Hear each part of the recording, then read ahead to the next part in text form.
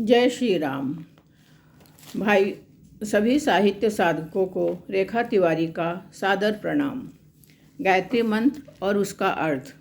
ओम भूर्भुवः स्वः तत्सवितुर्वरेण्यं भर्गो देवस्य धीमहि धियो यो नः प्रचोदयात्।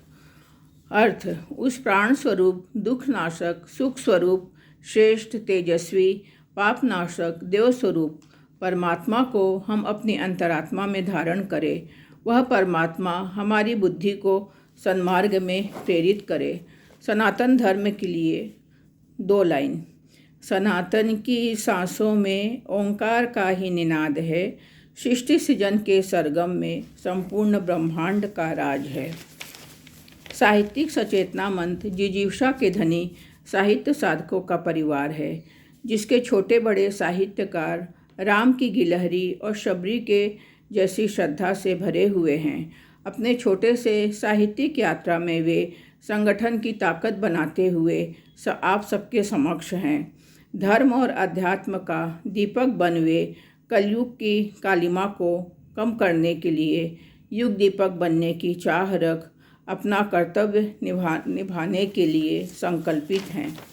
भाइयों और बहनों, मेरे द्वारा लिखी गई चिंतन, प्रार्थना और पवित्रता।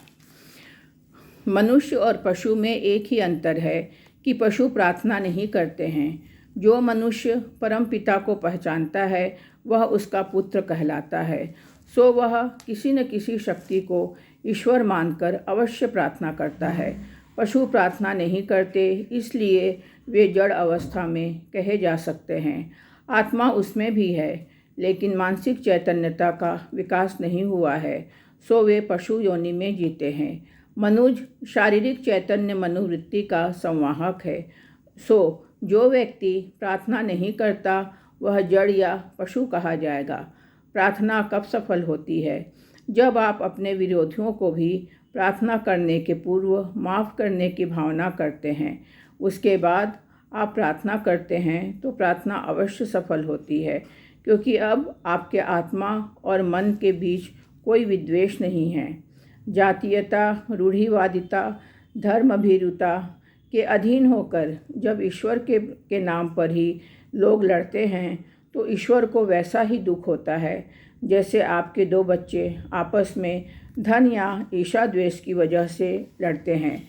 मानकर चलिए कि इस धरती के कण कण में परमात्मा व्याप्त है।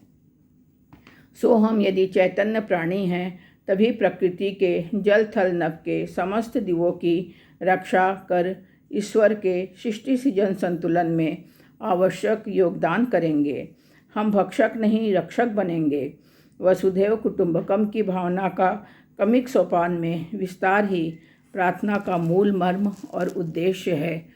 प्रार्थना में हमें सदैव पवित्रता की भावना का समावेश होना चाहिए। ऐसा करने से धीरे धीरे आपके कुविचार मनः संस्थान से खत्म हो जाएंगे और सद्विचार स्वयमेव आने लगेंगे।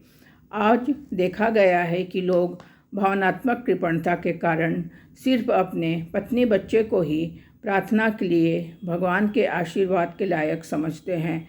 माया का ये भ्रम तोड़ हमें कम से कम मुफ्त में सबको देने लायक सद्भावना के क्रमिक विकास के लिए अपने कुटुंबीजनों का भी स्मरण प्रार्थना के समय करना चाहिए। विरोधियों का स्मरण कर उसके लिए भी प्रार्थना करनी चाहिए। पवित्रता का जैसे जैसे विकास होगा वैसे वैसे आपकी भावना आपके आसपास के जीव जगत के लिए सहिष्णु बन समाज उपयोगी कार्य करने की ओर प्रवृत्त होवेगी। यह सिर्फ नित्य प्रार्थना करने से उसके द्वारा दिया गया आशीर्वाद है। प्रार्थना सबके लिए, सबके सुखी जीवन के लिए करें। आत्मिक बल आपके भीतर अपने आप आने लगेगा। मेहंदी पीसने वाले के हाथ जैसे स्वयं लाल हो जाते हैं, वैसे ही नित्य प्रार्थना करने वाले के पास ईश्वर स्वयं पहुंच जाता है। सादर आभार।